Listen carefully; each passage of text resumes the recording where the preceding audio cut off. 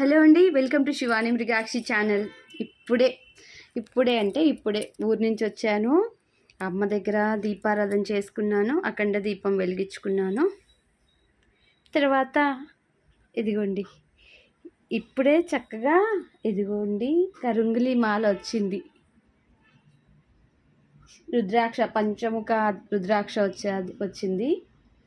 శివయ్య దగ్గర పెట్టాను. రేపు సోమవారం కదా, అభిషేకం చేస్తాను శివయ్యకి. అభిషేకంలో చక్కగా కరుంగిలి మాల అంతా పెట్టేసి తర్వాత అభిషేకం అంతా అయిపోయిన తర్వాత మాల తీసుకొని మెడలో వేసుకుంటాను. ఏంటి అని అంటే, ఇన్ని రోజులు లైవ్ వీడియో చేయలేదు కదా, అక్క కోసం చాలామంది ఎదురు చూసే వాళ్ళు ఉన్నారు కదా, చూస్తున్నారా? అందరికీ పెద్ద సారీ, క్షమించండి, నన్ను ఆలస్యంగా వచ్చాను కదా. మళ్ళీ చాలా రోజులు అవుతుంది అక్క, మీరు లైవ్లో అమ్మ పాదాల దగ్గర కూర్చోవట్లేదు, అమ్మ పాదాల దగ్గర మా కోరికలు పెట్టట్లేదు అనేసి అంటున్నారు. తప్పకుండా ఇంకా రేపటి నుంచి అదే పని, ఓకేనా? అమ్మ దగ్గర మీ కోరికలు అమ్మ పాదాల దగ్గర పెడతాను, అమ్మ మీ కోరికలు చక్కగా తీరుస్తూ ఉంటారు, ఓకేనా? అయితే ఇప్పుడు కూడా ఒక విషయం చెప్తాను. మహారాష్ట్ర నుంచి గటిక్జీ అని చెప్పేసి ఒక మేడం ఉన్నారు. నాకు వాయిస్ రికార్డు వాళ్ళ పూజ గదిలో తీసి పెట్టారనమాట. వాళ్ళకి చాలా మంచి జరిగిందట అమ్మ దగ్గర కోరుకున్న తర్వాత. అది హిందీలో ఉంటుంది. ఆ వీడియో నేను పెడతాను, మీకు నెక్స్ట్ వీడియోలో పెడతాను. తర్వాత ఇంకొకరు కూడా వాళ్ళ కోడలికి డెలివరీ అయింది.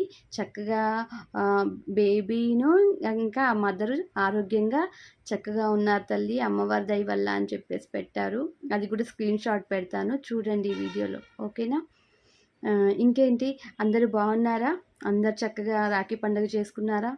ప్రతి ఆడపిల్లని లలితమ్మ స్వరూపాలుగా చూసుకోండి. రక్షాబంధన్ నుంచి కూడా ఇన్ని రోజులు దూరంగా ఉన్నా కానీ ఈ క్షణం నుంచైనా తోడబుట్టిన వాళ్ళ దగ్గరగా ఉండండి. తోడబుట్టకపోయినా ప్రతి ఆడపిల్ల కూడా మన తోడబుట్టిందన్నదాగా భావించి వాళ్ళకి మర్యాద గౌరవాలు మీరు అందించండి, అన్న తమ్ములు ఎవరైనా కానీ, ఓకేనా?